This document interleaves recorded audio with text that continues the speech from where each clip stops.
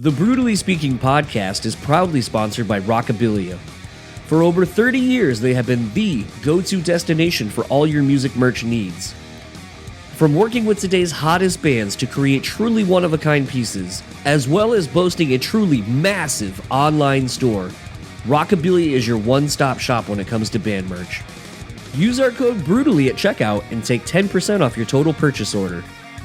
Huge thanks to Rockabilia for their continued support, and now, on to the show.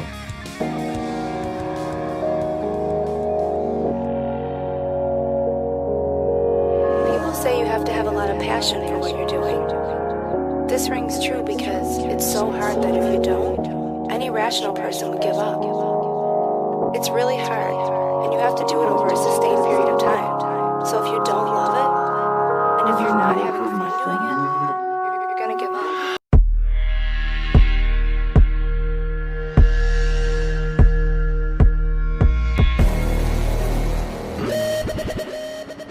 What's up, everybody? Welcome back to another episode of the BREWtally Speaking podcast. I am your host, John, and this episode's guest is the returning Mark Vollelunga of Nothing More. They just put out a new album, Carnal. It is out now. They are about to hit the road in support of it, presumably for the next probably 2 years or so. It's not really funny. It's just funny to me to think of and now the next 18 to 24 months of your life is going to be spent just promoting this album in a live fashion. So sort of how cyclical the touring industry is, as it were. But this conversation was fun. It's a long time overdue. Mark and I were actually trying to do something on the Spirits album cycle, and just schedules didn't align.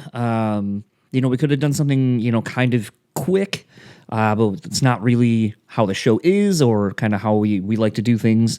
So just kept waiting, and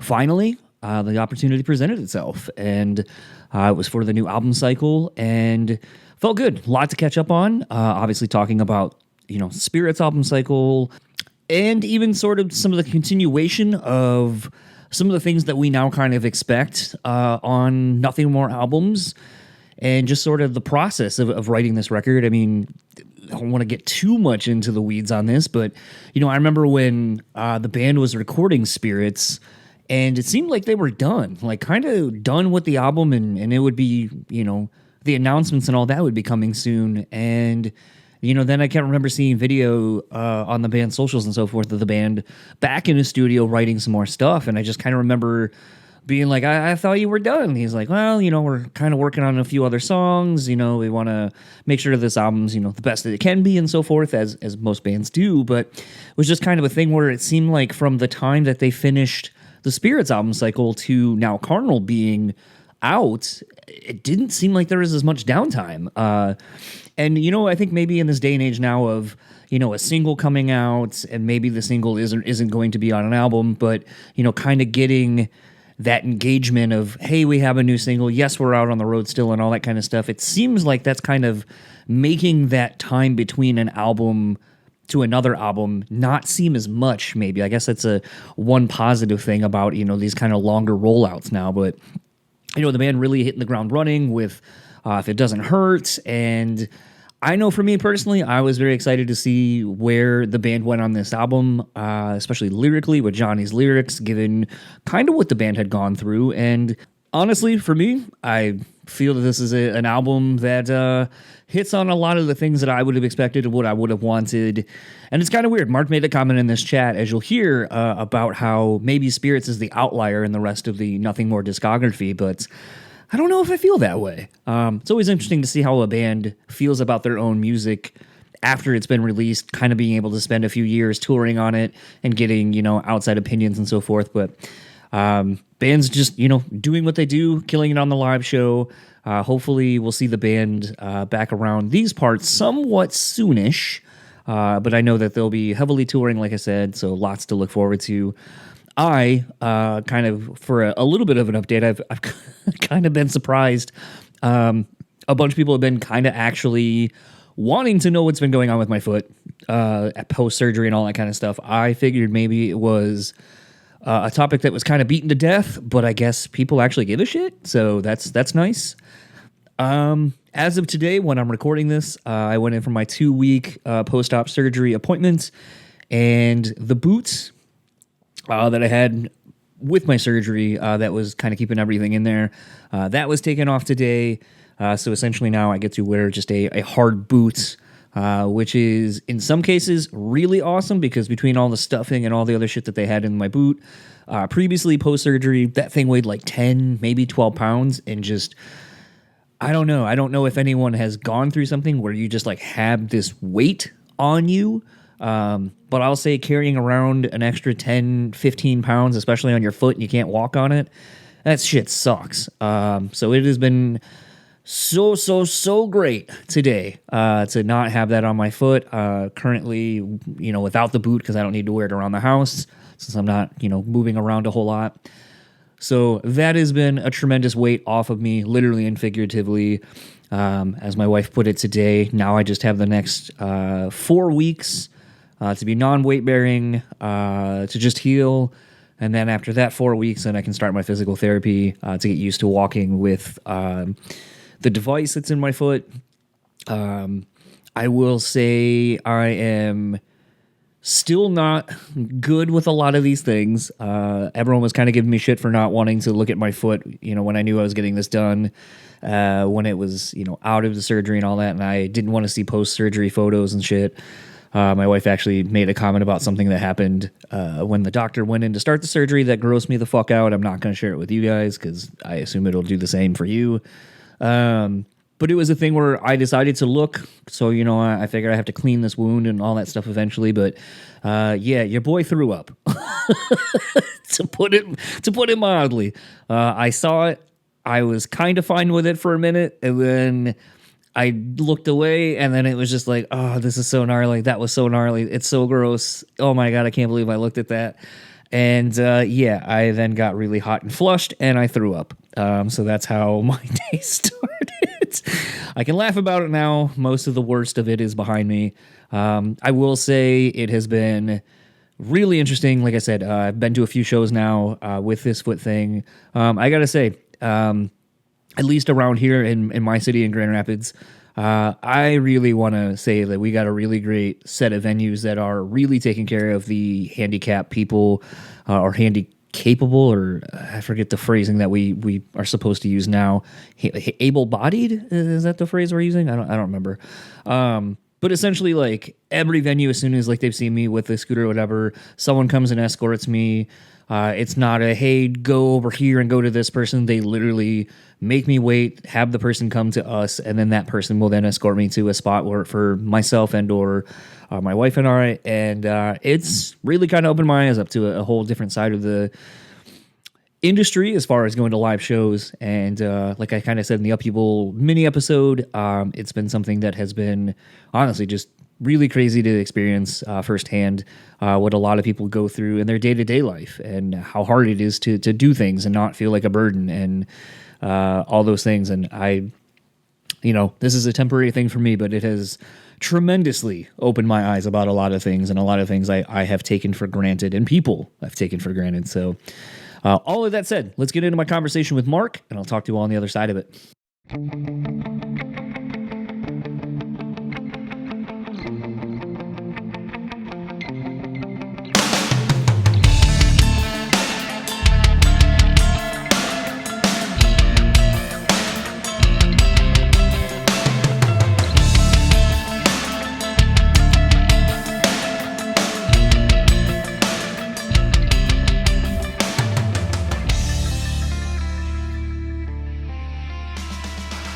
We are away.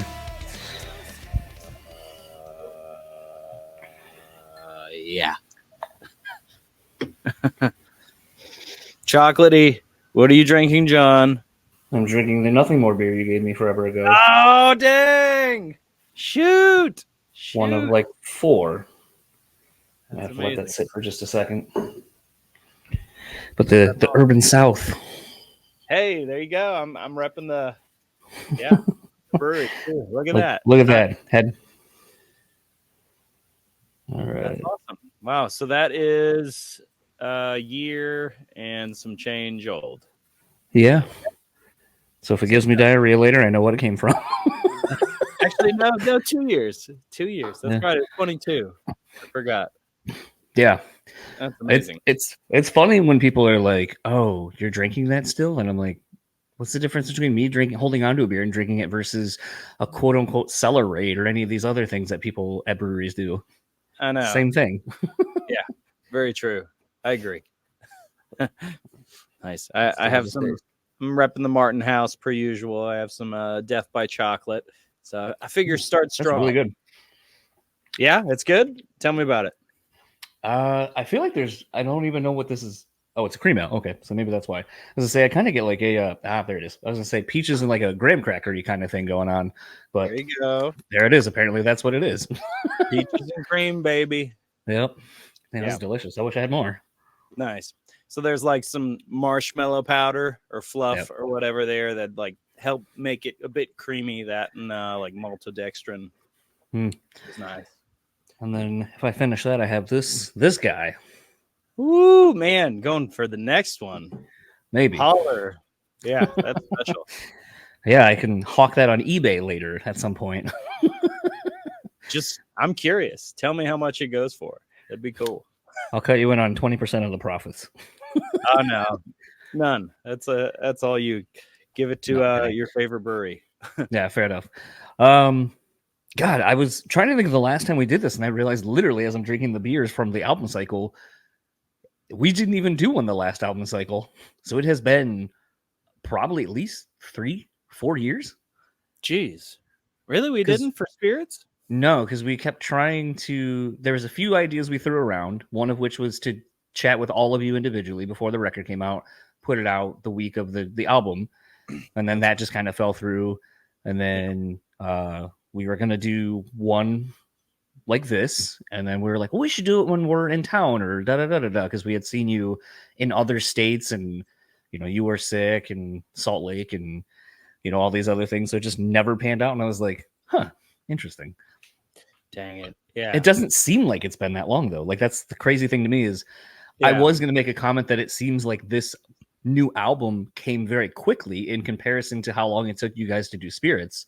So I guess there's a good starting question is with, because like, and I don't know, I don't want to get you in trouble with some of the things you may or may not have said to me when you were recording in the process thereof of putting out the record of Spirits. But it seems like that one was a little bit, I'll say, quote unquote, marred in just taking time.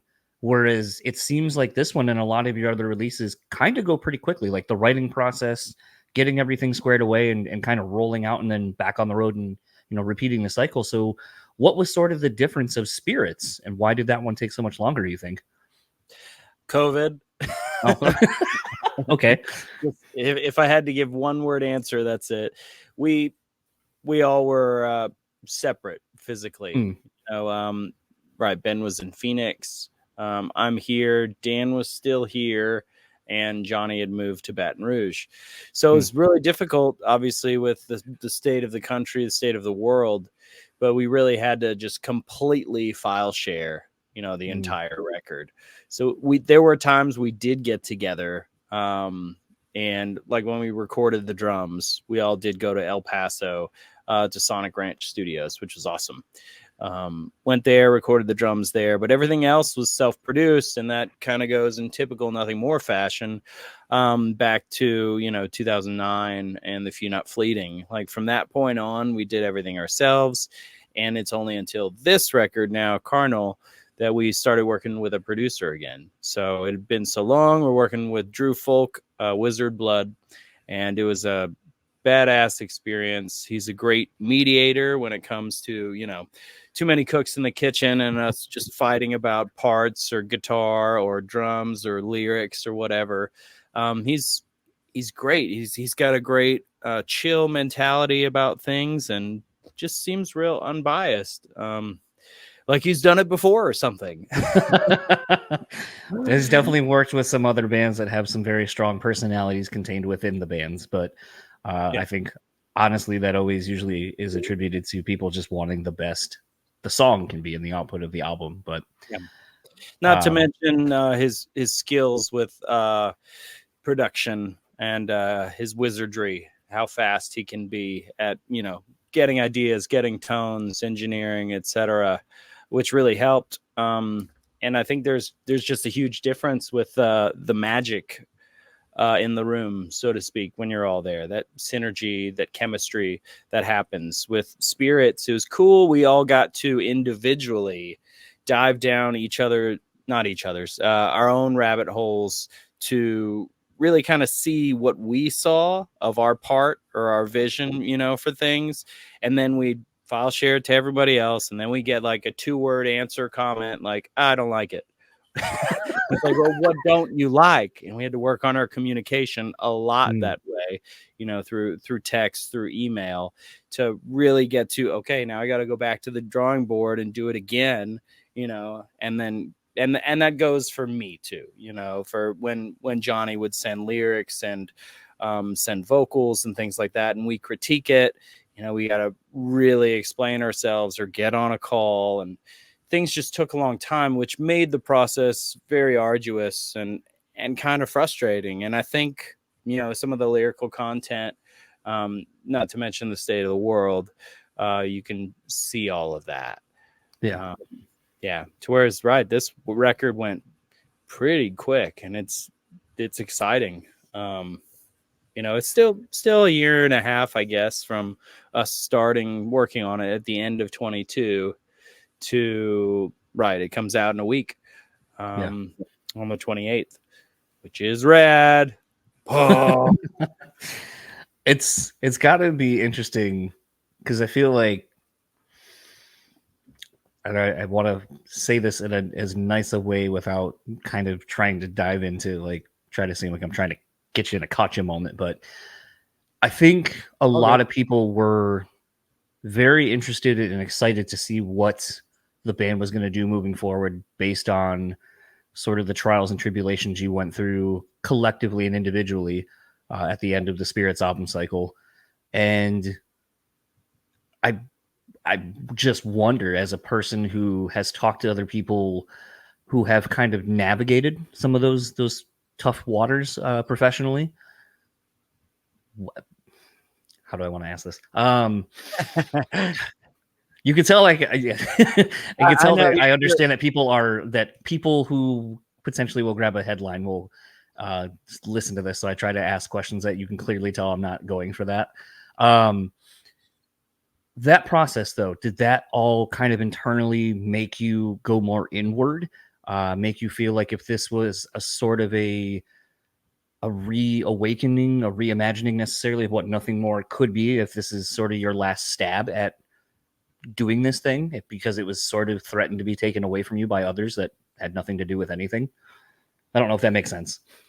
It does. That's a great question. I think that same question, you're right, is asked to other people that have gone through something similar. And it did, you're right, it did make us dive inward internally and figure out some things. And in a lot of ways, it brought us closer together. And we all went through the whole spectrum of emotions, just dealing with all that, which was very, very difficult. But, having now, I feel like come out the other side of everything, I do feel like we're stronger, and we've kind of reshaped things in regards to, I don't know, just working together, and how we think about things, how we respect each other, and consider, accountability and each other's actions, how everything affects every one of us, just because it's, a personal decision in your life that has nothing to do with the band, because of the role that we're in as people. And it is a spotlight sort of job. This is just part of it now. Unfortunately, fortunately, whatever, it's like we're held to a higher accountability state. And that's true for everybody in this business. So you just have to take that for what it is, and it's a cost of doing business,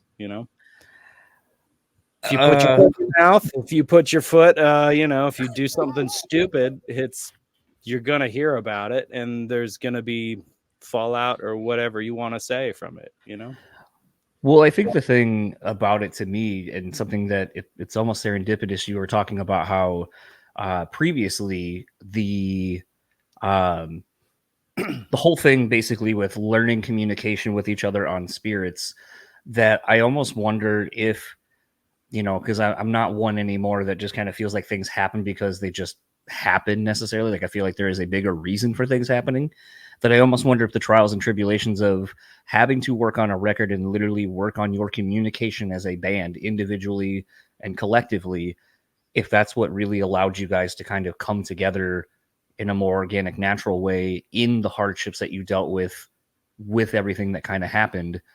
Like, I feel like that's got to be something that made this process of navigating that easier for all of you, because you had that newfound like bond again. I think you're right. And that's true in lots of different ways, just in regards to us all being separate, and then finally getting to be in the same room and jam and work together again, and discover that it's like, oh, we're good at this. This is what it feels like to do it at the same time again, Right. which was special and exciting. And I think you feel a lot of that. You will feel a lot of that in listening through Carnal, and even makes us more excited to start on the next one. Well, that was the other thing too that was kind of interesting about how it seemed this one was coming real fast with Carnal, was that I don't know, and I don't know if it's just because I don't look for this information anymore, but I don't really feel like I've heard much about your songwriting process as a whole. But I'll kind of focus it more on you, because with a lot of the, something like I mean, it's kind of tough because I always think of it as one piece, even though it's like a bunch, where it's like Ships in the Night into like all of that, where it's like the end of Tired of Winning into Ships in the Night into the other songs. So it's kind of like a trio, but it's sort of one cohesive piece the way you put it together. But like something like that, and even some of the stuff on this new record that I've gotten to hear, it seems like, I wonder if these are certain songs, especially using the God damn, what's the dude's name? Something Watts. Alan Watts, is that his name? Yeah. Okay. Using the Alan Watts samples, it seems like you've used that as kind of a continuity between the last 3-4 records. So it kind of made me start wondering, like, are those things where it's like, okay, we know we want to do this, and this is sort of an Alan Watts thing, and it sort of fits this vibe and theme of the album. Mark and everyone kind of, let's just create a musical background for these things. Like, how do those songs come about, and what is your guys' writing process like? Yeah. I'm actually right in the middle of doing like this track by track written breakdown of everything. And it's great to just put into words on paper all those little special Easter eggs, and get all the process down to how special and how important like that whole process was. It is something we've been doing since self-titled. And even before then, we had little snippets of audio clips of different philosophers or spiritual teachers on just random little pieces of music on albums. Some of our favorite records, like Dredge, El Cielo, are kind of go through this sort of approach or whatever. And it makes for a really nice listening experience, where you don't get ear fatigue with too much guitar or cymbals, just banging through your ears through a rock metal album. You kind of dip down, it ebbs and flows. That ride is very important to us, something we're very cognizant of. And honestly, because we're all musicians at heart and we all have an instrument outside of just voice and lyrics, we do take a lot of pride in these little gems of musical pieces that are so special, that never got to see the light of day or won't make it in a song. It's nice to hold up. Let's let that have the focus for a second and let it take you where it needs to take you, give you a musical breath or a vocal breath, before we go into the next track. Also, this way we can kind of really like reinforce certain themes on the record. I know this one coming up, there's like several Alan Watts lectures, to where it's like we specifically like just hit this point even more to again reinforce, give it repetition, and that way the whole record feels like a unit. It feels very cohesive, and I'm really, really psyched. There's definitely like some "This Will Destroy You" vibes with some of the instrumentals on this record, and I don't know. It's cool. It's special. I know it's different, and it's not something that typically, I don't know, record labels have been excited about. But since the shift to streaming and everything, it's actually something they're like, "Oh, are you going to do that again? Are you going to you're going to have a few more of those? Sweet, 15 tracks. That's great. Because like, just make us more money. This sounds awesome." Well, the thing about it to me was, and you know, this is sometimes either me looking way too hard at something to figure out if there's something more there, but it almost makes me start going back, because once getting the record like 2 weeks ago or whatever it was, and there's a first couple of those tracks, I was like, oh shit, okay.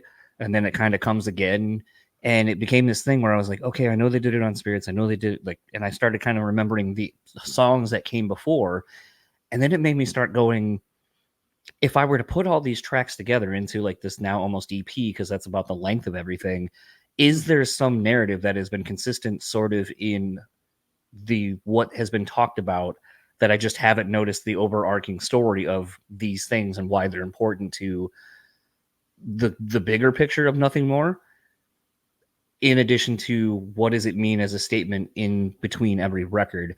And I also think that, because I might be wrong on this, I feel like it's something everyone's doing, so maybe you didn't do this, and I just feel like I thought I saw you did, but a graphic novel, where it's like you can take something like Alan Watts's, like, you know, speeches or whatever, and then kind of throw that into a graphic novel and really expand on this thing, or this world that exists in the Nothing More universe. So it's like, when you start thinking of things beyond just here's literally what it is, and here's what it could be, that just opens up everything, where you're like, well, son of a bitch, how long have you been doing this? And has this been a long play the whole time? That's cool.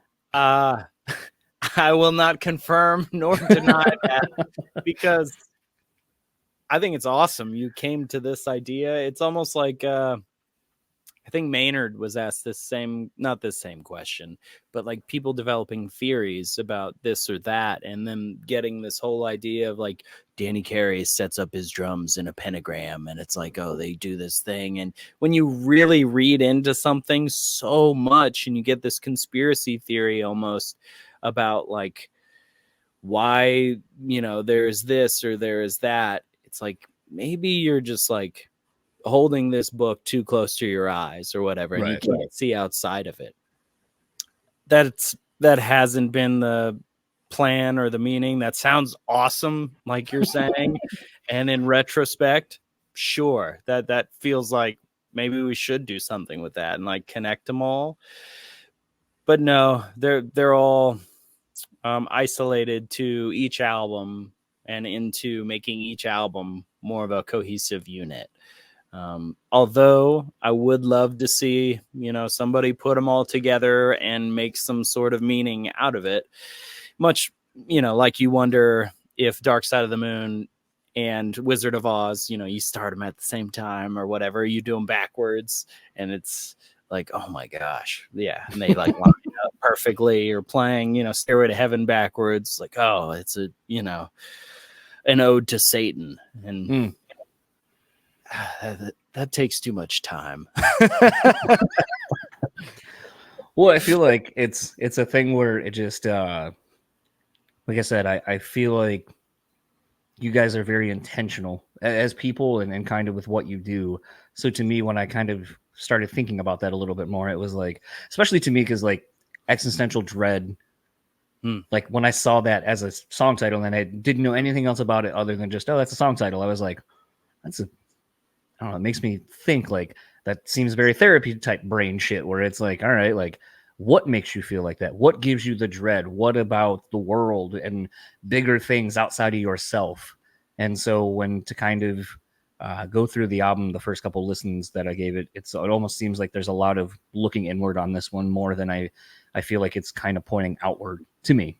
That's kind of how I took it. But like I said, I kind of knew that you guys more retreated in during the writing process of this. So maybe I'm kind of, like I said, I'm a little too close. I'm too close to the book on some of these, and so I'm looking for things that aren't necessarily really there. But it was just kind of interesting to kind of work my way through this and kind of be like, what does it all mean? No, that's really cool. I'm flattered, you know, you saying all that. We're not that cool. we're not that smart. I'm sure we're all gifted in some ways and whatnot, but I don't know. Maybe in the future, we have had the idea of, like, I almost don't even want to say it still sounds so challenging to do without, like, being cheesy or difficult. I'm, like, thinking through it, but to create an album or create a song, you only release maybe like a skeleton version of the song, and then, like, without certain lyrics and certain this, but it still stands on its own. And then you release the part 2, and it's like the same song, but it's like, oh wow, there's all these extra instruments. And then there's a part 3, and it's like, oh, and then part 4, and there's this whole grandiose piece of music. And it's like, describe the songwriting process and going through from a bare bones thing to pre-pro to first mix, second mix, and then, the final mastered. That's essentially what that process is. That's true. Yeah, or maybe there's a deconstructive way to do it, which might be better, because it's like you always want to put your best foot forward. So it's like you have the best version of the song, and then it's like you take it away. This was the song, before. We put all the juju on it, and then this is the song when it was a demo, and then this is the song in complete concept, like half lyrics, type of thing. Well, I feel like maybe that would be something you could do with, like, you kind of do things like that already with the few, but I feel like you could really expand on that in that capacity, because obviously you've already built a working relationship with them to not leak the stuff that you're sharing while you're writing different stuff and things. But I also feel like, and I've talked about this dude on the podcast so much lately, but that was always the interesting thing about kind of following Jordan Buckley from Better Lovers Now, X Every Time I Die, is he would just start playing riffs and share riffs. They're just like, oh, here's an idea. And then when the Better Lovers EP came out, he was like, here's actually when I came up with this thing, which became this song. Here's this part that became this part of the song. And it's like, I kind of showed you all along. You just thought I was noodling, but I actually was showing you that here's like a verse riff, or here's this part. So it's kind of cool retroactively to see someone who isn't afraid to kind of share what they're doing in its kind of like, rawness. And then when you get the final product, be like, by the way, remember like 7 months ago when I showed you this? That was actually this. You just didn't know what it was. That's really cool. Yeah, that is special. And you're right in saying that that's basically what the whole Few journey was through the Spirits album. It was all of us like, okay, I'm gonna just have my camera on, noodle for 4 hours and kind of like figure out what's happening with this song or that song or whatever. I'm recording this part, and then just post it up. Don't really edit it too much or anything. Leave it kind of like it was. And I think the few amount of those people, really appreciated that and enjoyed it. And it was kind of peeking behind the curtain type of thing. On that note, I'm getting a beer. I'm almost finished with mine, but I was going to say, I always find it funny because I feel like you in recent years have actually gotten less and less active on socials. What has been sort of the lead up to that? Because it seemed like you were one that really enjoyed kind of, no pun intended again, but, the peek behind the curtain and just kind of into what you do. And then it seems like you just kind of, is that the pickle beer? I can see the pickle beer from here. I had to for you. Heartburn in a cup. For you. In a can. But I was going to say, like, what was kind of the shift there? Because I feel like, the only thing I can think of, and this is just, again, because we've talked about this and I always thought it was amusing, where people are like, I think Mark's got a drinking problem because he's posting all these beers he's drinking at 6 a.m. in the morning. I know. That I really wondered about that and what people would think, and I don't know. Honestly, I didn't really care.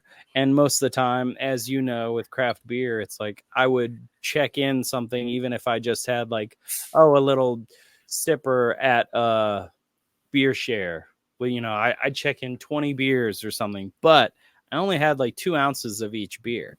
And it's like, so it seems like, yes, Mark has a big drinking problem. 20 beers last night. Oh my God.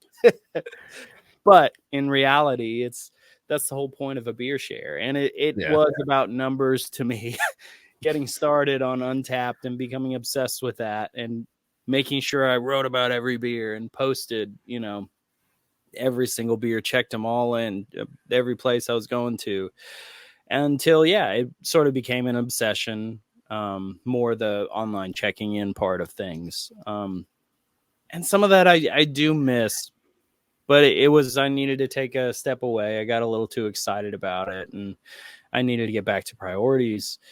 And even now, it's like taking a break from social media. When I'm at home, there's just too many other things to do. I just have to like clean this part of my house, fix this, spend time just watching this awesome show, binging it with my wife, like playing video games with my son, playing video games by myself. And I don't need to post. I don't know. I feel like I don't have anything special to post. And then there's the anxiety about, or just overthinking of what you're posting. And it's like, this photo is horrible. It looks dumb, or what am I doing? Why am I even saying this? There's this holier than thou type of thing. Like, who am I to give an opinion on this? I'm not really an expert, I don't know. I really get in my head about a lot of that stuff. So it is nice, honestly, to take a break when I'm off the road, just be home, not worry about the online part of my life. And then when I am working on the road, touring, you bring it back, and it is like, okay, cool. I'm here. And then it's exciting again. And you do this. And I love reading people's stories about how much this song meant to them, how the show was awesome, and responding to them, being personable, being a human. And that's a big aspect of Nothing More, just being normal. And that was definitely a huge part of, what we wanted to stay humble, stay hungry, stay humble from the get-go of things. And it just got too overwhelming to respond to everybody and keep up that sort of pace at home too. I just kind of talked a lot, but I think you understand kind of what I'm saying about everything. No, 100%. And I part of the reason I asked was actually to kind of get here, because it's funny you were kind of saying, talking about Tool and like how they would sort of feed people different things that weren't necessarily true, but just be like, you know what, if you're so rabid and you're going to kind of look up things, maybe I'll kind of steer you in a weird way, just to take you on a weird journey of like us as people and stuff like that, and kind of learn more of our humor and who we are, in the sense that they also don't really do shit on social media. Like, they're pretty to themselves. But I think in this day and age now, like social media being what it is, like, you guys taking out Christian often, and it's like he creates the content that all you have to do is just go, oh, I just post it here. He posts it to the band account. You share it from there. And, the social media side of things isn't that hard because the content's already been created for you. But it makes me wonder, with you having a kid, how is it to navigate sort of this younger generation that's kind of only been around since it's like, that's all they've ever known. And like kind of creating and teaching that there is a real world beyond this thing that seems to make people think that that's the only world that matters, is their digital faux profiles of like how you curate your life that's not real. True. And that's a great question. Outside of, the music industry and just into normal life, for sure. That is something we're cognizant of, as parents, Sarah and me, with Phoenix, and talking to him. He's 11 right now, and he's getting more and more freedoms. Definitely keeping him off the online world, for the most part. He plays Roblox and Minecraft, and he's super excited to get on there and play way too much over the summer with, just with his friends. It is different. It's like, I'm sure you can remember, it's, hey, mom, dad, can I go play? I'm going to go over to Steve's house. I'm going to go to John's house or whatever it was. And then you're there all day. And it's like, hey, are you staying for dinner or are you coming home for dinner? It's like, no, there wasn't much communication. There was a lot of random trust there. Every upbringing is different, but that was sort of mine. And now with him, it's like he is doing that, hanging out with his friends, but it's all virtual. Yeah. It is in, multiplayer games and that sort of thing. It's just a different way of, of the same thing, doing the same thing. And it's interesting. And he's so busy with gymnastics. He goes 20 plus hours a week, and, he's at gym practice right now. I'll go pick him up at, 9 PM. But he's 5:30 to 9 every day. So it's like in the mornings and everything we are like, dude, do what you want. have a life. Totally get it. Especially when school starts, you have no life. You're doing so much, and it's good to keep somebody busy doing all of that, but you definitely have to, let them be a kid too. I don't know. I kind of took you through a lot of different things. I didn't really, I don't know. You just try to have a balance with things, I guess, and take your time to have those conversations. Sarah and I are definitely people that believe in having the tough conversations and believe in just full communication all the way till it's embarrassing and ugly, and just tell him everything, because he's going to find out anyway. And we want that open communication with him for him to come to us when he does have struggles and he is going through this and he doesn't know what this means, right, or whatever. We're right at the chasm of middle school. He goes next year. And I just remember middle school was, sex, drugs, and, not rock and roll. Well, maybe rock and roll, because you start discovering music. Right. Puberty. That's what it is. Sex, drugs, and puberty. Yeah. It was horrible. So we're very anxious about these next few years, and to kind of seeing what happens and just being there and helping and trying to keep the balance of things as much as we can. What kind of got me there earlier, because like we were talking about doing this, I had gone back home to go pick up a friend and then go to Chicago for a baseball game. And on my way, like, I don't go back home very often because my parents don't live in the town that I grew up in when I moved here to Michigan. So going through this like tiny little quiet town where it's like literally if you do over the speed limit, you're going to get pulled over. Like, it's kind of one of those towns. And the stops or the light that I had to take to then start going through the city, the town or whatever, I was reminded, like, oh, if I just go up this hill, there's the basketball court that I used to go to every single day during the summer and like when it was nice out. And then thinking about how I wouldn't take a normal way. I had learned this way through the woods that I could cut through, and then basically you just dump out right to the basketball court from like my parents and I's apartment at the time. And just thinking about like, man, my parents just knew that I'd get up in the summer at like 9 a.m. and from 9 until 7 or 8 p.m. I'm just over at this place or at my friend's house a couple of streets down playing basketball all day or whatever. Like, I mean, no cell phone. So it's like, you don't know. And it just is like, is it a sign of gaining independence and freedom because you're hitting that age with your parents where it's like, okay, man, like, we got to start trusting you. If you say you're going to be here or that you're going to do this thing, that's where you are. And if I tell you to come home at this time, you come home at this time. And that's how trust in the relationship is built, to let you start doing other things.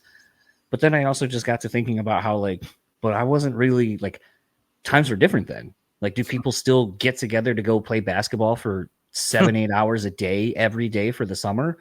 And so I was just kind of thinking about, like, how is a childhood different now versus when, you know, you and I were growing up?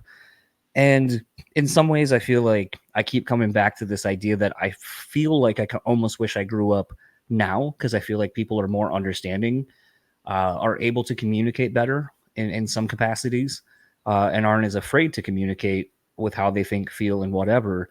And I'm kind of jealous of that. But I also feel like we grew up in a time where you kind of had to figure out a lot of your own shit out on your own.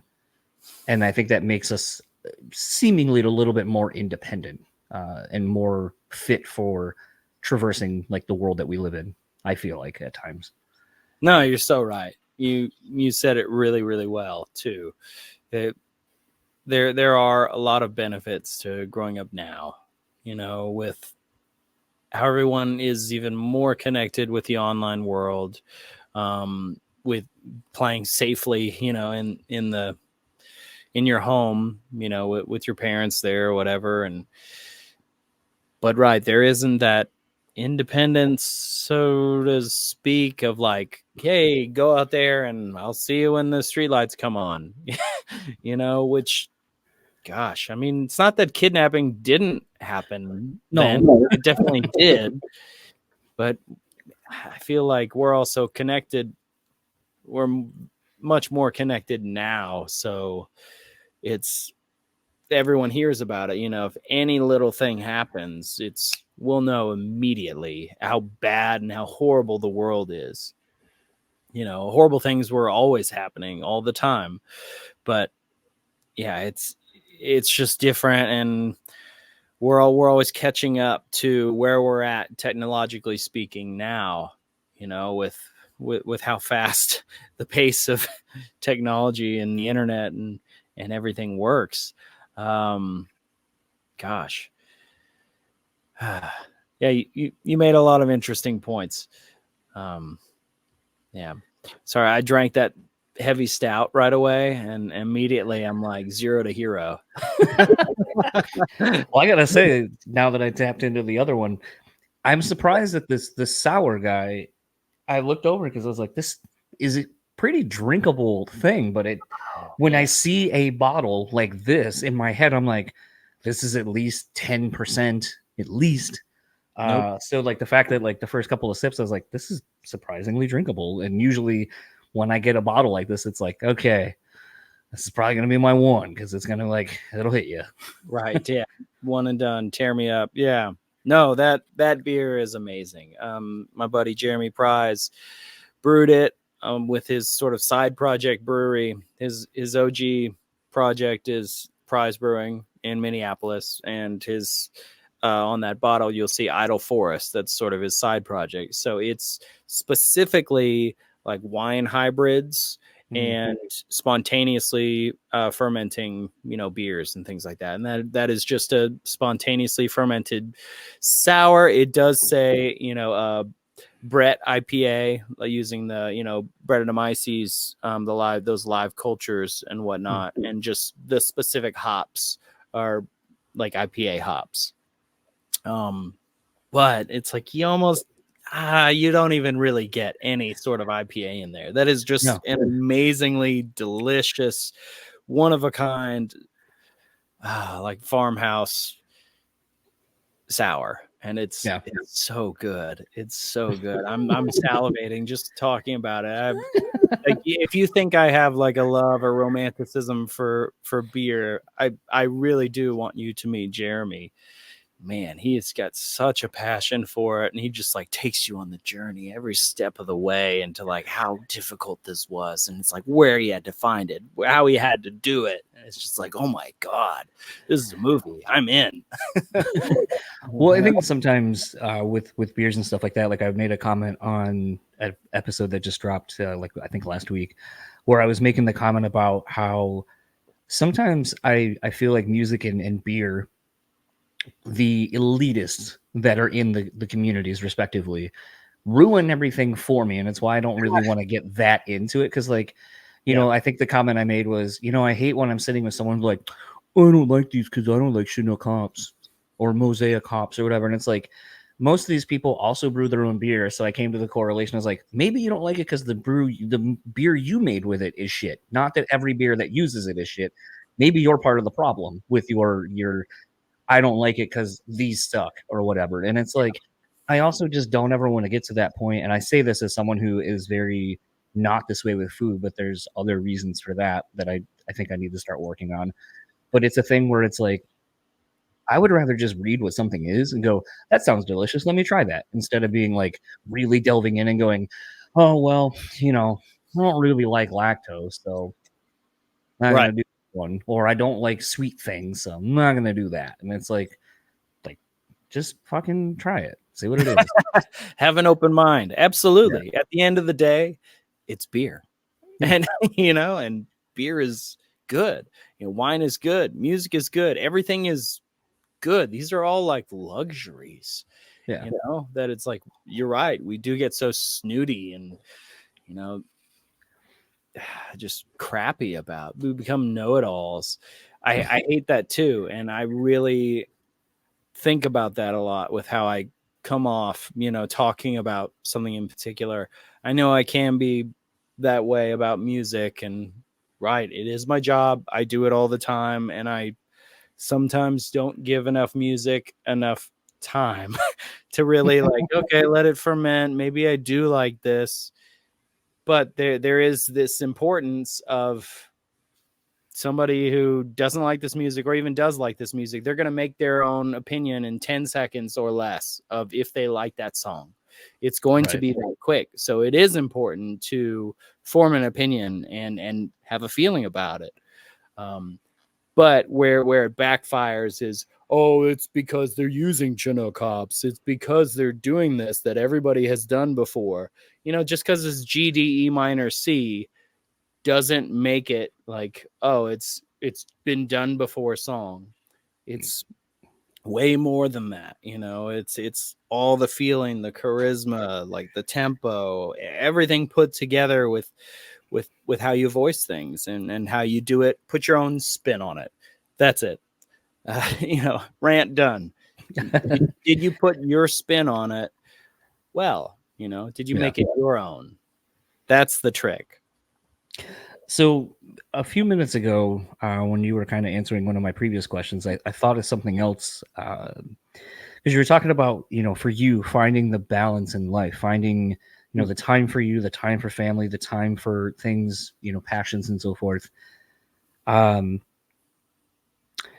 was having, I guess, let me back up. I'm going to do something that another podcaster and I talk about all the time, the giving a penny, taking a penny. You don't always want to give. You don't always want to take. You got to give. And then that way someone feels more inclined to give back. So something I've kind of been sort of wrestling with over the last few years is really trying to find that balance in life and thinking about my childhood, because, I'm about to be 40 in a couple of months now. And it's a thing where you're just kind of thinking about life. And so part of the thing that I have struggled with over years is, imposter syndrome and trying to figure out where a lot of it stems from. And part of it, I've realized it stems from my familial relationship with my dad. So back when I was in school, like in high school, I played varsity sports pretty much all year round. Most of my high school career, I was an honor student. And part of the imposter syndrome would come from, like, I'd bring a report card home and my dad would look at it and be like, I'd be like, I got an A or I got a B plus. Well, it's not an A plus. And it's like, I know the sentiment is don't be complacent, don't settle, strive to be better, do better. I get it. But when you kind of hear that thing repeatedly over time, it kind of makes it be like, oh, well, even when I did really good, like I spend so much time in practices every day. I get all my homework done. I'm an honor student, which means I have to have a GPA of something, A's and B's typically. And I have a personal life outside of all of this too. So I'm trying to navigate shit the best I can. And I feel like that's where at times maybe I have in my adult life felt like I'm not doing enough to satiate all the things that I want to do. Now, where my brain started going is you were talking about with Phoenix, he does his gymnastic stuff for 20 hours a week, and you're kind of trying to be more understanding. So the question I have for you, because it's literally what I thought of, because my dad wasn't really in a position to sort of be in the same boat with me at the same time.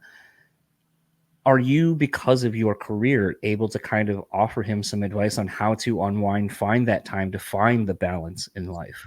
And do you think you're more aware that he needs it because of your career? Absolutely. Sarah and I always make time to have these conversations with Phoenix, and he is already wise beyond his years into how he communicates, into, I don't know, everything that he's taken in, and in the world that he already tries to navigate through the relationships that he has, just going through any sort of conflict resolution, and how you deal with this. Are you owning your own part? Are you, you're hearing what they say, you get it, you understand why they're frustrated, then it's like, okay, well, what is my part? How can I do better? And how can we grow from this? Not everything has to be that. If you're offended, if you're hurt, be hurt. I get it. If you want to storm off, do that. But, teaching somebody about conflict resolution and about how, like, making up relationships and all of that, like, that's really important to us, not to just leave stuff unattended and just whatever, as well as exploring humanity. I just kept thinking about what you were saying, about never being good enough, not amounting, kind of with what you're not placing blame on your dad and all that. But that was just the example that you gave. And it's easy to say, oh yeah, it wasn't perfect. It can always be better. That's true. But you have to take a minute of like, dude, that's awesome. You had this going on. You had this going on. You did great. Or like, okay, cool. All right, let's work on that a bit. Proud of you for, getting a B or whatever. This subject is really hard, but we need to really take time, and I'm going to help you in studying this, studying that. You gotta work at it. Certain things do take work. But my whole thing, I guess, is in kind of speaking to what you spoke to, the humanity of it, is really letting that be a thing. It's not perfect. We don't have to preach perfection about everything. Reminds me of this book, Velvet Elvis, that I read, I don't know, 15 years ago. And it's still awesome. And the key component of it was, we're not angels. We're not animals. We're humans. And when you deny somebody an aspect of their spiritual angel,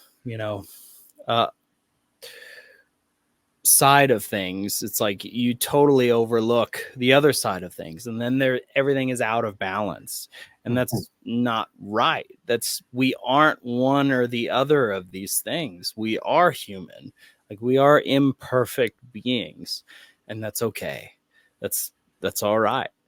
That has been like a huge part, I think, in parenting Phoenix, into really driving that message home. We are proud of him. At the end of the day, it doesn't matter. It's like, it's okay.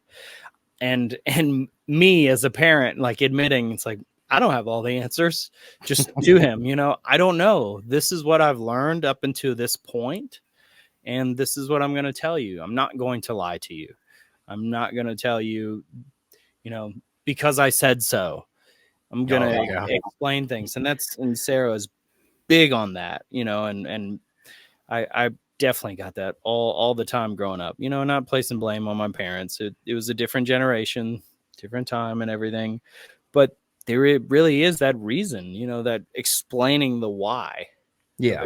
Thing. And that's really important. And rant. Sorry for making you uncomfortable with this line of questioning. I think.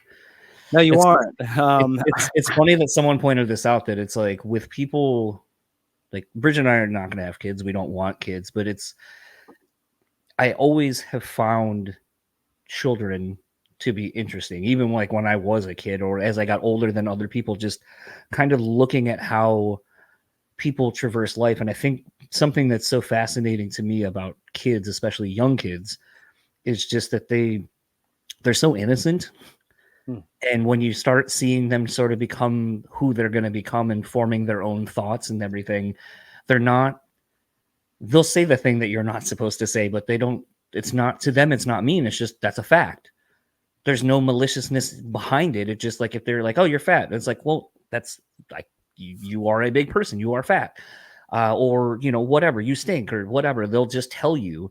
But then it's also interesting, like I said, to see how they start figuring out life. And it's kind of a very interesting thing, because it's a lot of times to a certain age that I've noticed from, you know, cousins and so forth, but that it becomes this thing where I try to find what is it or where is it that it switches to where they start acting and behaving more like, I would say, we as a culture do. And the only thing I can think of is when you start socializing them in schools, where there's all of a sudden now a fear of being judged, ridiculed, whatever. And that's where it starts getting implemented to, all right, I'm not going to say this thing because then I'm going to be called weird or whatever. And thinking about that on a way bigger scale. Yeah. And just, I don't know, it's interesting to see. And I feel like having a child, that would be one of the things I would find interesting, is just being like, all right, how are you figuring these things out? What Right. does it look like for you? How does it differ from me? You know, even something you saying, you know, that you and Sarah are very aware of how, and again, not placing blame on anyone's parents, but I mean, I heard the same thing. That's what I said. And you're like, that's not a fucking answer, man. Like, that's an answer for you to get me to stop asking questions. But then as I get older and I think about those situations, it makes me realize, man, well, my parents had me there at 24, or when they were this age, I was this age. And I'm like, I don't know fucking shit about anything. So let alone being asked by another, another being that's coming to me thinking I have all these grand answers and just know things about life. And it's like, man, I'm just trying to figure this shit out, same as you. And Absolutely. It really kind of trips me up when you kind of start putting life through that prism, where you're like, all right, man, I gotta know some shit now, because like, you look to me for these answers. And like, is that like, does it become this other sort of responsibility where you feel like you have to then start being more aware of everything around you to be able to be that guide to help them through it? Yeah, there's definitely obviously a leadership role you step into really thinking about where you stand on all these issues, or how you're going to raise your child. And of course, and that will, certain answers to those certain questions will kind of dictate, well, if you believe in this, then that means you're going to be here, here, here, here, here.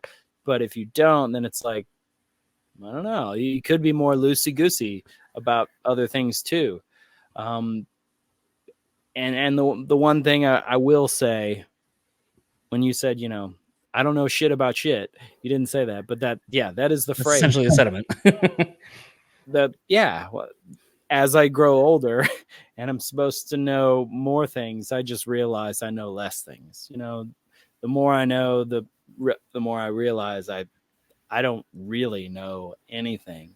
And you have to unlearn certain behaviors that are patterns or habits, you know, that you've been taught and that you've become an expert at. Everyone always says it takes 10 years or 10,000 hours to be an expert at something. And that's like, oh, that's great. That goes with playing guitar or doing whatever skill you have. Well, that also goes to the, you know, shadow side, the bad side of things too. You know, if you're a dick, if you're a bully and you've been a bully for 30 years, you're a really, really good bully. You're a really good asshole, you know, of whatever those things are. So it's like when you finally see yourself, you realize, oh, shoot, I need to change this about myself, or I need to not do this. I need to be better.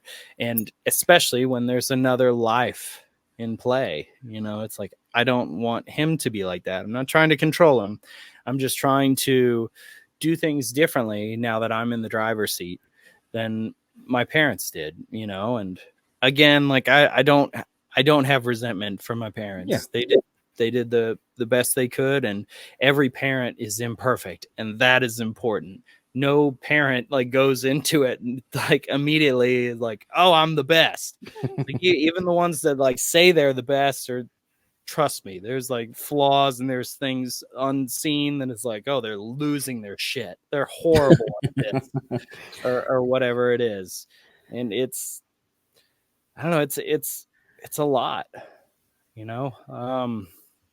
Well, I feel like you hit on something that I thought was actually really poignant and something I've kind of embraced, I'd say, in the last 5 or 6 years, really, is understanding that it's okay to say you'd like. Too often we're caught up, and I honestly think, and this is, I think, from my time working at a bar where I'd watch all these kids like sit at a giant table together, where I'm like, how do you have 12 or 15 fucking friends on a Wednesday? Like, I can barely get 8 people together with enough planning. But it's a thing to me where, you know, you'd see someone talking about something, or a group start talking about something, and everyone be like, oh yeah, you saw that thing, right? Or did you hear about this thing? Oh yeah, I think so. And it's like everyone's so afraid to not be involved and included in a thing. And to me, I feel like the biggest like unburdening of sorts was when I finally started going, no, I don't know about that thing. Why don't you tell me? Yeah. And the interesting thing is you either see that someone realizes it's not worth their time to tell you, which actually I think is more telling, that it's like, well, then whatever you're going to talk about really wasn't that important. Or it's a way for you to learn something. I think the 2 biggest things I've learned in recent years is the power of no, setting, I guess 3, setting boundaries, which is kind of goes hand in hand with the saying, you know, saying no to things, Right. but also explaining and being okay with that you don't know everything. Yeah. Being teachable, being open to all of that. That's huge, man. I will absolutely admit that there are times that I don't want to feel left out or whatever. And I totally lie and say, yes, I know what you're talking about. And then I'm caught with my pants down, so to speak, when I really don't know what it is. And it's like, this came from an insecurity, a place of me not feeling like I knew and I was aware and smart, you know, and it's okay to not be aware of everything because I'm not supposed to be. Right. Yeah, I shouldn't feel that pressure. And that's still something I'm working on, you know? Well, I think that's the thing for me. Kind of even like I said, beer number 3. I'm still finishing the tall bottle. I'm only having half pours because otherwise I'd be trouble. Well, actually, I guess that maybe this will kind of lead into an interesting talking point as a whole, kind of merging everything we are discussing. But, you know, kind of in the whole thing of, you know, figuring out who you are, self-exploration, kind of becoming a better. I can't even. It won't even see self-exploration. Sorry. Yeah, no, you're good. What are you drinking though? It's a 903 pickle goza. Gross. So more pickle beers for you. This one's more, I don't know, it's like a sweet brine or whatever. It's even worse. It's even worse. I did it for you, buddy. I know. Yeah. At least you're not drinking that like deathly hot, like the Martin House spicy pickle beer that you gave me that just instantly gave me heartburn. Yeah, that thing's trouble. Have you, while we're on heartburn, we don't really need to talk about this a lot, but have you done the omeprazole thing or the, you know, Pepsid AC? So it was weird because like a friend of mine, Andrew from Dance Gavin Dance Idola, he's big into like working out and all that kind of stuff, and he was making the comment like when I brought one before we went to get food somewhere when I went to go meet up with him, and he's like, oh man, you gotta stop taking that shit, like it's really bad for you, it's not good for your system. Like if you're not supposed to eat these things, like there's kind of a reason your body's telling you it can't handle it. So you should listen to your body, which I agree with. But then it was weird for like a solid, I feel like almost a year. Like I could just eat pizza, tacos, like all the things and like ketchup and things. Like I get heartburn from ketchup. Like that's how bad I'll get it. Acid. Totally get it. I understand. So it's a thing where like for like a year almost, I didn't get it. And I was like, oh my God, this is awesome. I can just eat the shit I like and I have no problems. And then I don't know what happened, but it came back probably in the last 4 or 5 months. And sometimes it's like real bad where I'm like, oh God, this sucks. And so I'm back on, you know, having a thing of Rolaids nearby or having the like Omniprazole if I'm smart enough to be like, I'm probably going to eat some crap like this. So I should probably get ahead of it. So I'm not just ruined the next day. Right. But yeah. No, I get that. I haven't had the remission, so to speak. So good job. I hear that it's like if you work out a ton and you're in great shape, then it shouldn't happen. And I'm not in amazing shape, but it's like in shape, like So especially say you're in on better shape than me. It's the 2 ounce pours. I think that's it. I think that's what I got to still start getting happens. on. Nice. It still happens to me. So I don't feel like that's true. For some people, it's sort of what works for you doesn't necessarily work for you. I've Yeah, kind of 100%. where I'm at with my omeprazole journey is okay. You're only supposed to take it for 2 weeks. You know, you can take it every day, and then you wait 4 months, and then you can do it again, type of thing. Because it does chip away at your bones and cause other big problems and everything. So I've kind of like, all right, I'm going on vacation. I'm going to have it every day. Or it's like, and then I won't have it for a month or whatever it is. And it's like, I kind of like done the math and like thinking about it. It's like when I am going to, go hard or like eat a bunch of citrus acid, etc. It's like, I'm going to go there. I'm going to take it and I'm going to be good and heartburn free for a few days. And this is probably really boring talk or whatever, but this is where I'm at in my heartburn journey as old people problems. We're both about to be 40 this year. It's so funny. I almost think it's worth talking about though, because as stupid as this is to admit, I didn't know what heartburn was because my dad would get it.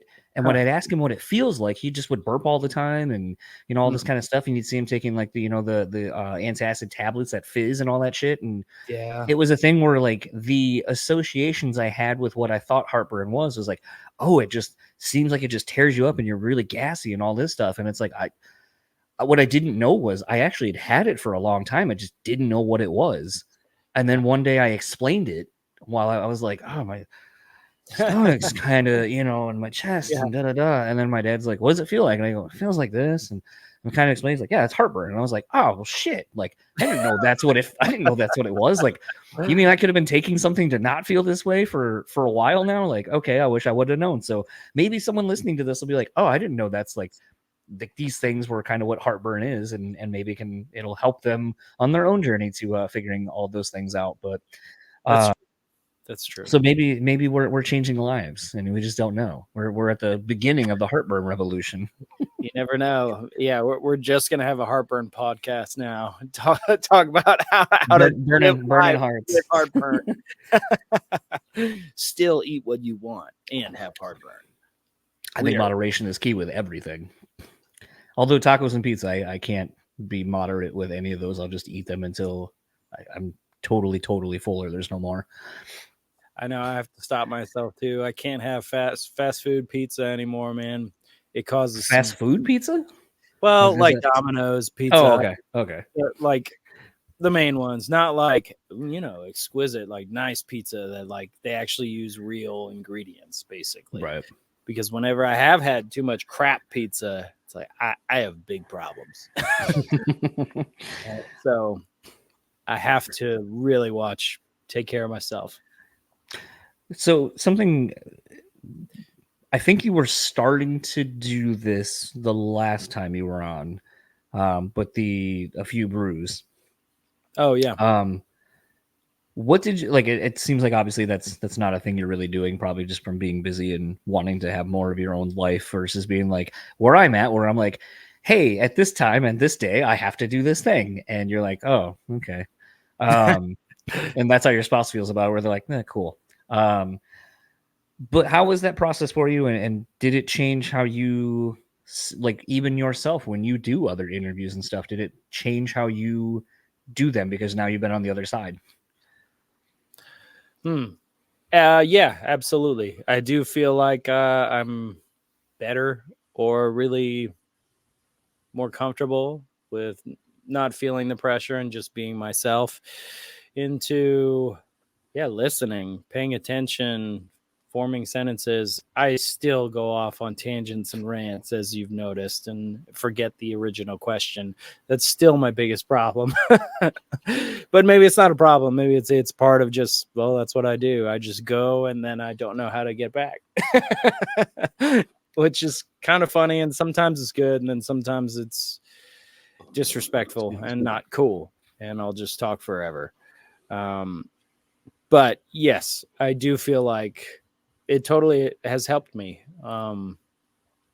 formulate my thoughts better, be patient, be precise in my answers, get to the point, think about what the point is, what the focus is, and keeping the balance of things. Yeah, as far as the beer podcast goes, I absolutely wish I could keep doing it. I probably can, but you have to have sacrifice, and fortunately, like, this is just something that's on the back burner now. I have talked to a few friends and whatnot about, well, in order for me to do it again, I feel like I just can't do everything myself. And I was really just doing everything myself. You know this.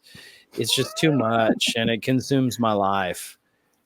Like, I just have to have other people that are psyched about this and want to be a part of it and do it and have a vision for it too. It's just not only my thing anymore. Still like having cool beer and having a interesting conversation with a musical guest and playing music or doing whatever all the while, making it all sort of like this special thing that it was. Lining it all up, scheduling it all. I'd love to just do it on the road and not live stream. The live stream was definitely like, really stressful, especially when problems would occur and it's like just me and a friend of mine, like, trying to figure this out or whatever, and things would go down and just really stress me out. Yeah, I can pre-record stuff. It'll be fine. I don't know. That's where I'm at. Maybe one day it'll go again, and I don't know. I can do it, and I can do it with a group of people that are like-minded and stoked about it. I think that's like sort of the thing that gets interesting about this, because like I had a bunch of people. It's funny when you do something like this. Someone's like, "Oh, I want to do it. I can be a guest," and you're like, "No." And like you kind of like, it's not that like not everyone could be a guest. It's like there's a thing that there's a thing that makes these things work. And so it's like, for me, it's like, I'm not really known. I'm not from like Doc's a great example where it's like, I'm not Doc. I wasn't in a band that everyone grew up with in 20 something years ago. I'm not in a band currently that people are hearing on Octane or whatever. I don't have those things. So I have to take with a grain of salt how much of me to put out into this thing, because everyone's here for whoever the guest is, typically.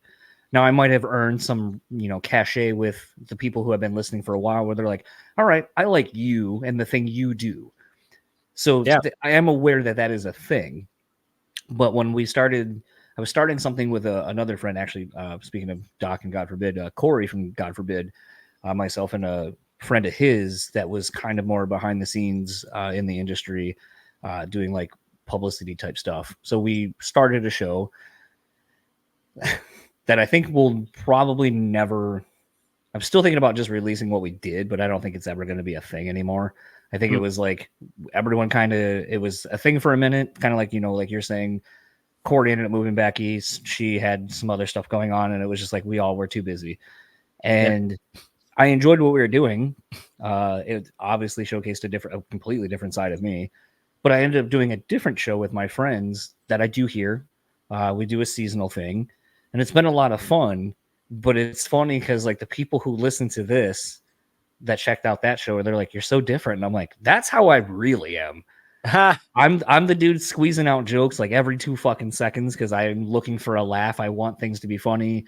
I'll also hit you with some serious shit. Like, that is more who I am, because those are people I've known for 20 years, and I'm not trying to impress anybody. I'm just being me.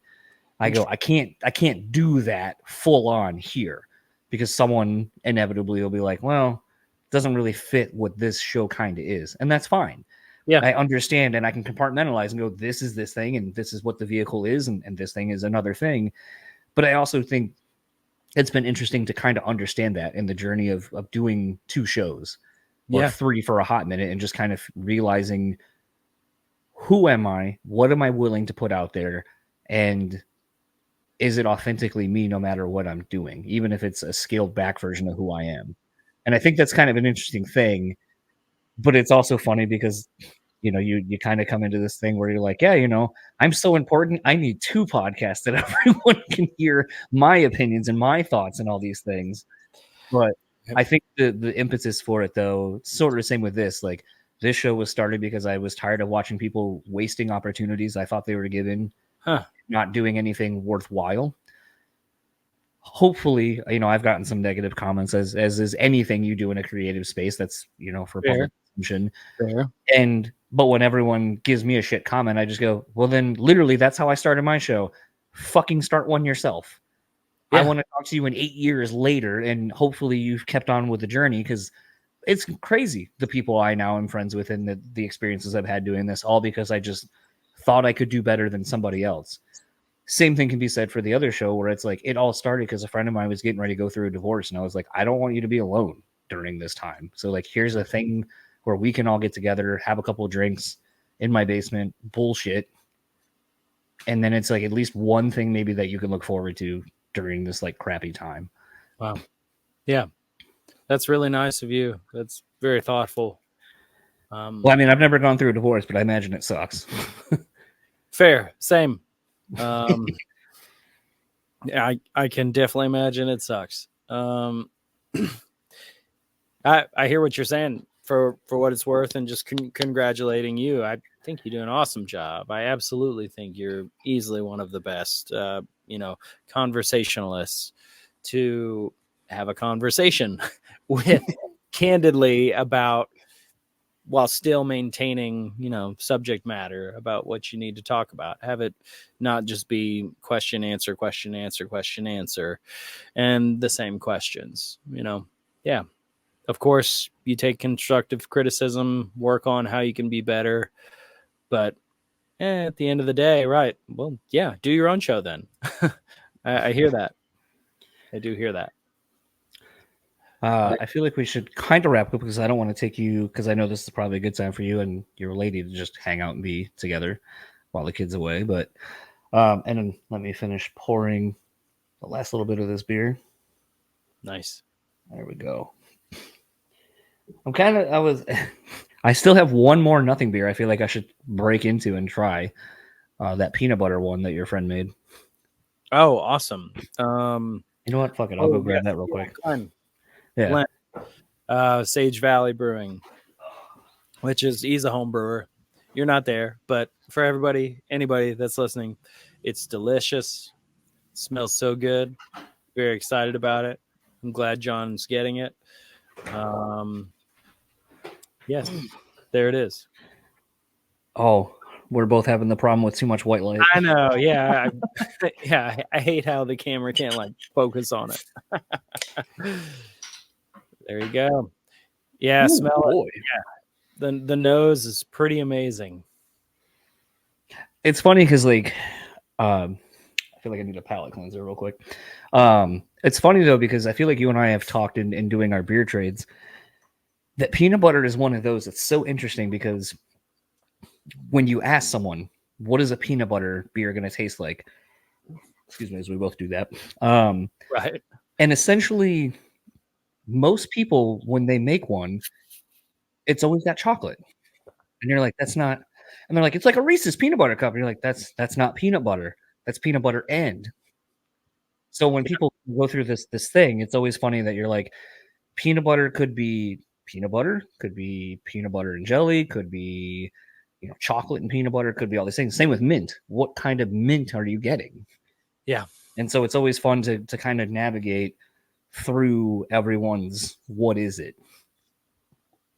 Yeah, I hear that for sure. Have a sip. I'm curious to see what you think. Spilled some on myself. That is very robust with excuse me. Just trying to not pour some on myself. It's actually a really good balance of both kind of the was it a porter? milk stout.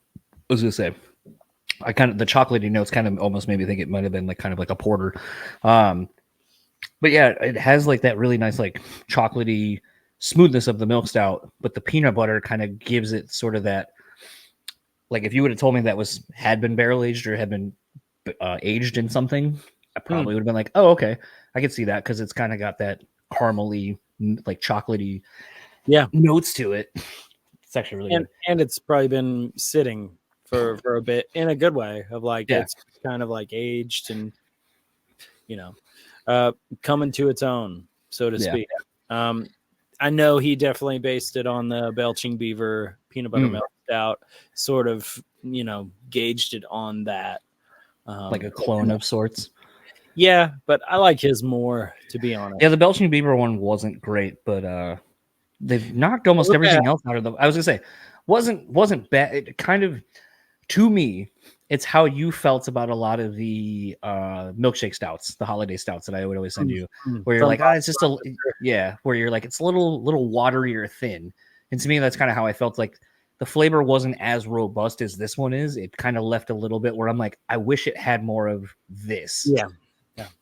Fair. I totally understand that. And it's hard to like, if I'm just having one and that's all I'm having, I want it to be more, like just a lot more of all of the flavors, just more saturated, I guess. I hear you.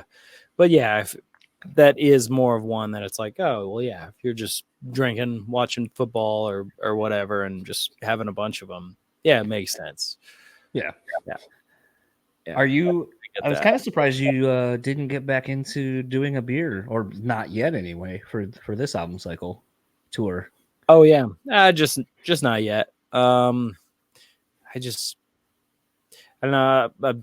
Actually, several of my friends now, brewers, the craft scene is, I don't know, word on the street. Bubbles burst a little bit. Yes, and it's going under. A lot of breweries are closing, and it's sad. I know, Marcus from Weathered Souls just left, got fired or whatever it was, maybe a little bit, which is really, really sad. He's gone. A buddy of mine, Nick, up in Baltimore, they just closed. It was still a couple of years ago, but my friend JD from Isla here in town, amazing beer, really creative. They were really small, but they were really special and doing something unique with all the culture here. They closed. Everybody's kind of like going under, and he keeps saying it's like, man, everybody's got to band together. It's just like, just form one, to stay alive or whatever. So I don't know, maybe we'll see that. Well, I feel like. Grain of salt with this opinion. I almost feel like it almost sort of, like you said, it band together, but I almost feel like, someone like yourself, someone like Matt from Cryptopsy, who does the Vox and Hops podcast, where he literally does so many collaborations with breweries all over the world, working with bands to put them with a brewery near where they live to do a collaboration between Vox and Hops, this band, and this brewery. Excuse me. It just feels like a thing where maybe it just is. It's gonna take some people to kind of throw a little shine to someone and be like, hey, I want to work with this person. I want to raise the profile of them through the profile I have through doing what I do, and maybe that little shine will kind of help. As Josta always said, high tide raises all ships. So it's like maybe. Someone like yourself or a Matt or some of these other people, if they work with some of these things, it'll help bring everyone else up. Right. I hear that. Not saying you have to, save the beer industry. You should, but I can't. Everything, there's seasons for everything, and it all comes back. It just ebbs and flows, We'll see. We'll see what happens with it all. I'll always do my part and support local, and always try to help the underdog. I mean, you've turned me into a huge fan of Weathered Souls and Martin House for sure. Heck yeah, of course. And man. whenever I get to share those, like when I have extras of stuff, especially the pie series from Martin House, everyone's always like, "Where is this from?" And I go, "Not here." But that's always, I don't know. To me, that's the beauty. Like I always enjoy, even though we didn't really get to do it this last time, I always enjoy getting to bring a handful of beers together and kind of. It's like yesterday. I saw you like this page, so I know you at least know who it is. But I was talking with Nate from Amberlin, and we were talking about his brewery, coffee place that he has out in Tampa, the King State. Yeah. And so Tim from Growth. Yeah. Yep, they're going to be up here in like 10 days. So I was like, tell you what, dude, bring some of your beer, and then I'll bring beer, and we'll do a beer swap. And he's like, sounds cool. So like now I'm excited to like do that for him, but then I'm like, well, I mean, he just has the beer, so he can be like, yeah, if you don't like it, it's fine, no sweat off my back. But I feel like I got to like come in and be like, all right, here's some like really cool, weird shit that you're just not going to get anywhere other than here. Yeah. But dude, you're in a mecca like Grand Rapids. You're fine. You just go down the street. You're good. Yeah. Our stage manager Chris, now he's in San Diego, and we're definitely he's my other like beer guy now on the road. Ben stopped drinking a few years back, and Chris is really the only guy that it's like I have to share stuff with. Our front of house engineer does dig it as well, but he's actually just like he just likes his Carlsberg. Freaking Vander, Brazilian. But talking about Black Label? No, Vander is his name. Carling. No, sorry, Carling. That's what's on Black Label. So that's what I was thinking of initially, because it's like the Carling company or something like that. Yeah, Danish beer. It's Pilsner. It's solid, nice, crisp, clean, good dinner beer. Got to have a good dinner beer. I do appreciate those. Yeah, man. I feel like that'd be an interesting thing that you could do I don't want to say an evening with where you pair food with booze, or beers or whatever, but I feel like that would be. I should at some point coerce my friend. He does Guinness ribs. Oh, I should have him make some and then bring them next time you guys are through, because they're very delicious, and it's like the last thing I would have thought of to put on ribs. But it totally makes sense when you have them. You're like, this flavor profile really works. Yeah, that's awesome. That sounds really good. That's what you're saying. That's actually what like Marcus was just working on, just doing a pairing thing, and he'd have it like specifically for members. You'd still have to, you pay for the meal, you pay for the beer, and all of that. But it was still like real special. Not that just like you should get it for free being a member, but perks. As soon as you do that, though, it's like you do feel entitled. Yeah. We'll see. I don't know if I'm going to be a member next year. We'll see. I'm sad to see him go. Well, I guess I won't expect to see some Weathered Souls in the next beer exchange. Right. You have to find me something else. Right. To kind of wrap things up, obviously the record comes out next week. As we're recording this won't come out for a little bit, just due to how I do things, because I like not doing things on a cycle because it gives you more time to do something, and the conversation sort of is a little bit more timeless versus being like, oh, this was in a press junket. Right. But the thing is, that I always find interesting, obviously a record comes out, you sit with it for however long you've had it, from the infancy stages of writing and demoing out stuff. Obviously it's been mixed mastered probably for, I'm gonna at least say with the vinyl heads up, you probably had this final version of the record probably at least 6 months, I'd say, if not longer.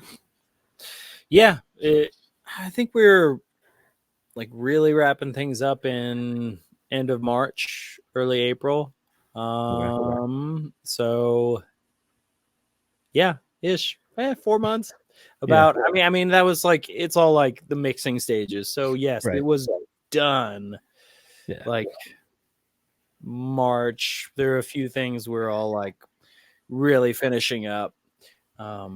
but yeah, that's when we were finishing everything, because we've had it this long. Yeah, I'm still very excited about it. There definitely been some time away from it, and now getting into rehearsals here actually in a week, like practicing things so I can show up and be prepared. Stuff sounding cool, and like I am very, very excited about the whole album, and I don't know, the life of this record, how people are gonna connect with it, relate to it. I do think that it will be easily some of our fans and fans yet to be fans, their favorite record, by far. It's a special one. It just, I don't know, it's one of those that just like out the gate, just dang, just works. You know, not trying to sound conceited or anything, but you know, like Spirits isn't that. You know, Spirits is a left of center album.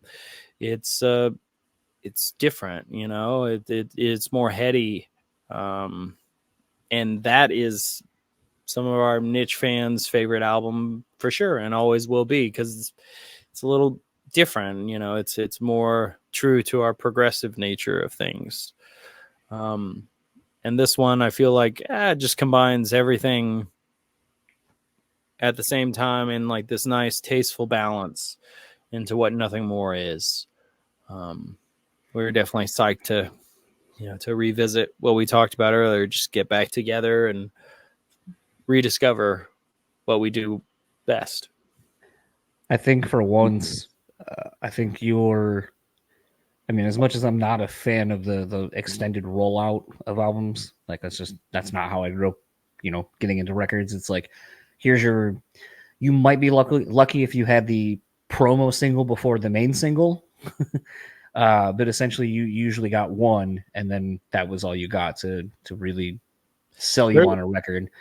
So it's a thing where I would rather, and a lot of times with bands I like, I'll just try to avoid all of the singles as much as possible and take it all in when it happens. So thankfully I got this kind of before the rollout of the extra singles, but I think it's been interesting to see the songs you picked, because unlike a lot of other bands where I feel like it's like, okay, we come out with the heavy song, or we come out with the real hooky song, or, you know, whatever, that it seems like you guys really showcased with the 4 singles that are out now a different side of the record on with each song. Because you know, Angel Song isn't If It Hurt It Doesn't Hurt, isn't House on Sand, isn't I think as of today you actually put out Stuck, I believe, the video anyway. And that's not like any of the other songs. So it's like you did a really good job, I think, of showcasing the dynamics that are on this record with the 4 singles leading up to it, to really, I think, and hopefully intrigue people to be like, all right, it has the things I expect. It has some things I wasn't. I'm intrigued. Let's see what the rest of the record has. And I think the other thing too that you did, especially with Stuck, it's toward the end of the record. So it's like you're getting, because I always hate when it's like, it's literally the first 4 songs and you're like, well, now I've heard like the first half of the record. So does that mean you front loaded the record like they used to do, and like there's just nothing worth a shit on the other end? Or like, it always intrigues me when I see the latter songs, especially like when the second to last or the last song is the first single. I'm like, oh, all right, so you're putting what you think is your some of your best material, and you have it on the back half. All right, let's see how we get there. Like if that's a single, and you think it deserves to go at the end, like okay, like where are we going to get there? So to me, I think it's been a really interesting rollout. One of the few bands that seems to have kind of, like I said, not done the typical, we're going to release the heavy song. We're going to release the heavy song. We're going to kind of maybe put out the slow song. Then another heavy song right before the record comes out. And I think that's also been championed by the fan base, because as of when we're recording, because I actually have XM now, so I feel like a part of all this indirectly, but you have two singles on the top 10 biggins on Octane. Yeah, those guys are awesome. Really appreciate them, and I mean, the Octane fan base speaks for itself. It's really strong, and it's neat to see what what's in their, top 15 as opposed to what's in the regular rock radio top 15. And it definitely doesn't always line up, which is cool. Yeah. And how big Octane's fan base is by itself compared to the rest of the country, US stuff. Yeah, definitely interesting. I appreciate all those things that you'd said about the 4 songs, and yeah, I'm just excited. Yeah, just really pumped. It was nice to showcase all those different colors, and even then, I feel like there's so many more with the rest of the album to really experience. They're all different, and they all stand on their own, I feel like, which is neat. You have a room full of people, and if they all like really like the album, maybe every single person would choose a different favorite song, which is cool. Outside of the 4 singles that already exist, I always like asking this because essentially, and this is where I was going initially, the album's not yours anymore. Once next week happens, it's no longer yours. You can't tinker. Not that you couldn't really anyway, but can't really tinker with anything. Can't do anything. It exists, and now it will not be yours. It'll be everyone else's. So now that we are a week away from it, that becoming your reality, what are you most excited for people to hear off this record? Yeah. I think Free Fall. There it is going to be the biggest song of this album. Maybe I'm wrong.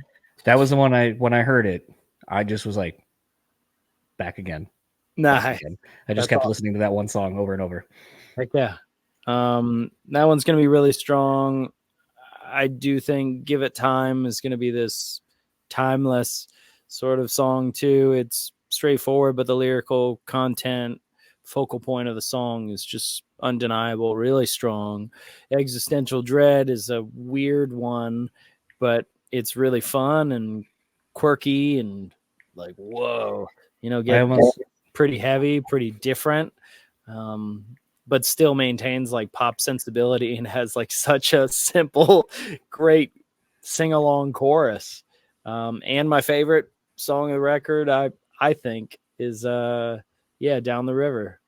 It's just so simple, but yet contains such a philosophical life, like epiphany, Alan Watts inspired, lecture point.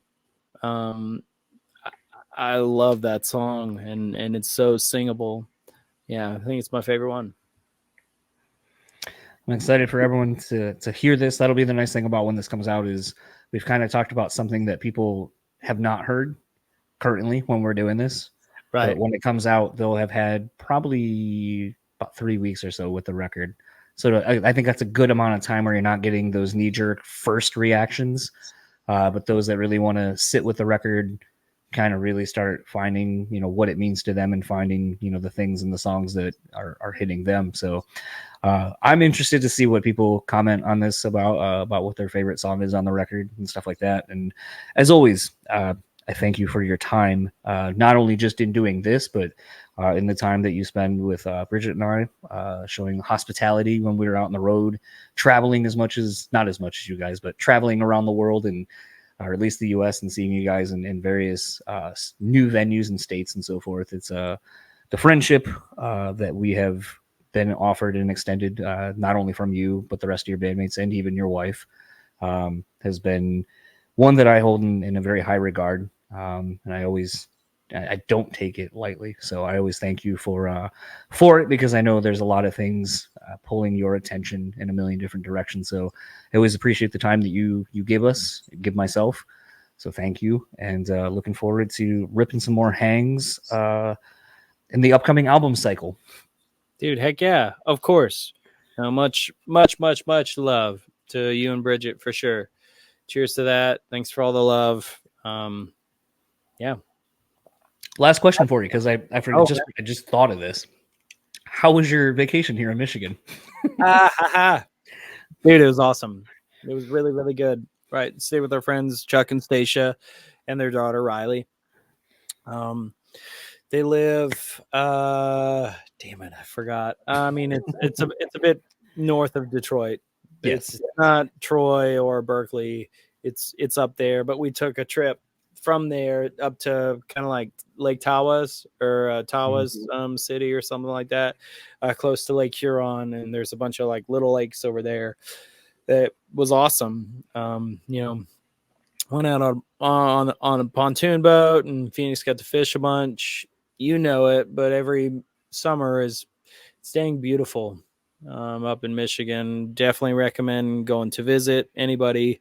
Just the weather is freaking perfect. It's gorgeous. Feels good to be outside. Here, I can't be outside. No, it's awful. You go out in the morning or at night. Otherwise, you're not gonna die. But It feels like it. It's rough, dude. That is still something I talk about when we went to go out your way, and I would see motherfuckers in like sweat or like jeans and a sweatshirt, and I'm like, it's fucking 90 degrees outside. What the fuck are you wearing? Nice. How are you wearing that? Like, how do you just like, no, this is fine. This is what I'm wearing. Right. Like, I don't think I could ever get acclimated to that. And it reminds me of when I went to Atlanta for the first time, and I was like, how do you guys deal with this heat? And they're like, oh, and our Uber driver was such a nice lady. She goes, oh, child, we don't go out until it's fucking, nighttime and the sun went down. Otherwise, there better be some AC. And I was like, okay, like if I lived out here, I guess that would be me, where I'd be like, I ain't going nowhere until that sun goes down, or there better be some AC where I'm going. You got that right. That's true. It's just a different way of doing the same thing, Yeah. Different boundaries, different schedules. That's good. Well, enjoy the rest of your night. Tell Sarah I said hello, and I feel like she owes Bridget and I another trip back to Michigan, because I know she doesn't like flying, but I was like, I even sent her a message when she posted. I was like, you made it to Michigan. Oh, nice. Yeah. She had a blast. It was tough getting her there, but she was really grateful, and she really had a good time. Obviously, right, Phoenix did too. I will definitely send the regards. Please same to Bridget as well. So yeah, we're gonna go have some cocktails. A friend of ours is guest bartending at a fancy cocktail place, and dude, I don't think he's gonna do very well, because apparently he just got the menu like a week ago and didn't have time to really learn it. Okay, so we'll see how that goes. Gosh, God, gotcha. Yeah, cheers to that. I hope it's better than you said it's going to be. We'll find out, man. Enjoy the rest of your night, man. You too. Take care, John. So that was my conversation with Mark. I want to thank him once again for taking the time, having a few beers with me. It's funny, I've been sitting on those beers for probably, in some instances, let's see, the one Mark did, the one I think I drank at the end, got that in Salt Lake when they were on that spirits cycle. So that would have been at least last year. One of the other ones was Mark had sent me from, because we do beer trades. I think I've been sitting on most of those for over a year. And the whole goal was always to drink them with him doing one of these. So it was kind of bittersweet, because they've been sitting in my fridge for so long, and I've been like, oh, these beers look really cool. And, especially the one Mark had done, I forget what the name of the brewery was, but, it's got like the wax dip, top, and the label and the packaging was really cool. And it was one of those where I was like, oh, I don't know if I want to drink this, because it's, kind of a one of one or a very limited release. But, as a friend of mine once said, what is the point of having these things if you're not going to enjoy them eventually with people that make, these moments worth it? So, that was just really a ploy for that person to get into some very limited, expensive whiskey that I had at the time. But you know what? He was right. And I still do that to this day with a lot of the stuff sitting on my home bar. Very crazy limited amounts of things, or low numbered things in some instances. And it's a thing where it seems frivolous and like an expense that's not really, the return of investment isn't there. But when you get around some great people, having a great conversation, and you kind of enjoy these things, kind of makes it all worth it. So always great chatting with Mark, always great getting to hang with the Nothing More guys. And the crew at this point, I've gotten to know most of them as well over the years. Honestly, I just kind of wanted to thank Mark for being, maybe a little more honest and open about some stuff than maybe you've heard in past podcast interviews or so forth. And, it was something where when I was done, I remember like the next morning texting him and just kind of thinking about it and being like, hey man, if you're not comfortable with some of this stuff, or maybe I took kind of our friendship and asked some more questions maybe than you wouldn't have answered ordinarily, I can take these things out. I don't want to, put your shit out there if you don't want it to be. And, he was very much appreciative of the conversation and kind of things that we discussed and so forth. So I'm always appreciative of that. I know some people, and I talk about this all the time, of boundaries and trying to adhere to them and not impeding on others, maybe where they have set them up. But hopefully if the band is getting ready to kick off their tour, it comes near you. This tour starts on August 31st in Missouri, if I'm not mistaken, runs basically all the way through September and into most of October, ending in Connecticut. Unfortunately, they're not making their way here to Michigan, so either we'll have to make a trip and go see them somewhere else, or just wait patiently. That thing that people on the internet don't like to do when tours get announced, and apparently that's the only tour that a band's going to do for the whole fucking run that they're going to do for the next 18 months is that first tour that probably hits mostly A markets, and they just don't want to come to your bumfuck little town. It's really personal, and they 100% go, where we don't want to play? Wherever you live. I just always find it funny when I see that. Like, a couple of tour announcements have been put out the last couple of days as of when I'm recording this, and it's no Toronto, no this, no this, no this, and it's like, guys, there's gonna be another tour beyond this one for most of the bands that are announcing tours right now. I don't even think we've really gotten into the full fall winter touring schedules yet, so I assume there's gonna be a lot of announcements coming up here pretty soon in the next few weeks for a lot of bands announcing those types of tours, and maybe even the first couple of tour dates starting into the new year. So if the band's not coming to your town right now, it's okay. They're probably coming. Just wait. Be patient. Or make a road trip. Go with your friends and feel like you were fucking 17, 18 years old again. I just did that recently with two of my friends, going down to Chicago to see the Misery Signals last show, and honestly, it was so much fun. I felt like just being like a kid, when you guys all first got your cars and just heading out on your own, and I had a blast. So maybe do that. Kind of tap into some old memories while making new ones. And to start wrapping up the show, if you would like to keep up with Nothing More, it's real simple. You can just go to nothingmore.net. That is the landing page for everything going on with the band. However, if you want me to spell it out for you, on Facebook it is at Nothing More, Instagram at Nothing More Music, and Twitter at Nothing More Rock. And if you'd like to keep up with Mark, you can find him on both Instagram and Twitter at his name, Mark Vollelunga.